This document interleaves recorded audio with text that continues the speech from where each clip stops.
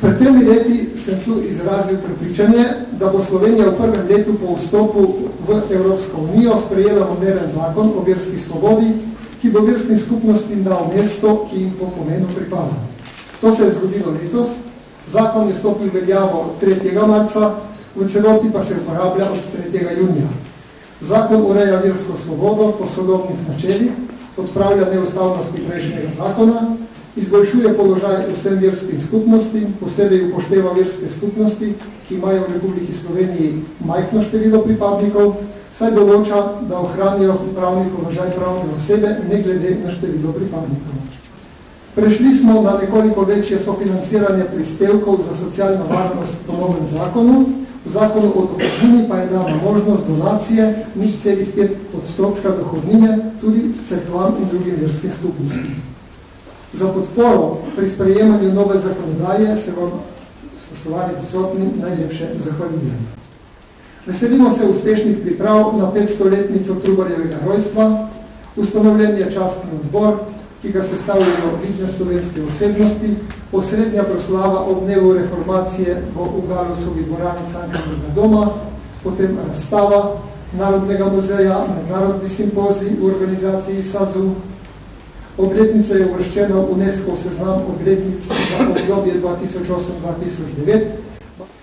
Po predlanski posvetitvi pravoslavne cerkve svetih bratov Cirila in Metoda v Ljubljani so se v dialogu z mestnimi oblastmi odprle možnosti gradnje spremenjajočih prostorov. Naše dobre želje, gospod Paroh, za uspešno gradnjo. Evangeličanska cerkev se veseli številnih srečanj s predstavniki lokalnih in državnih oblasti ter drugih verskih skupnosti doma in v tujini. Na sinodi, ki je vsakih 6 let, so potrdili v glavnem že v obstoječi sestavi, predsedstvo in nekatere druge cerkvene funkcije. Vsem, posebno gospodu Škofu, magistru Gesi Erniši, iskrene čestitke in najboljše želje za delo in nadaljevanje bogate verske, kulturne, vzgojne in dobrodelne dejavnosti. Judje so že drugič razveselili z dobro organiziranimi, dobro obiskanimi in dobro sprejetimi evropskimi dnevi judovske kulture. Mormoni, slišim, uspešno zidajo, budisti so v novih prostorih, bahajska skupnost se je uspešno predstavila javnosti.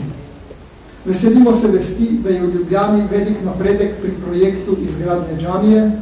Z islamsko skupnostjo se posebej veselimo letos sklenjenega sporazuma, ki je eden redkih takih v Evropi.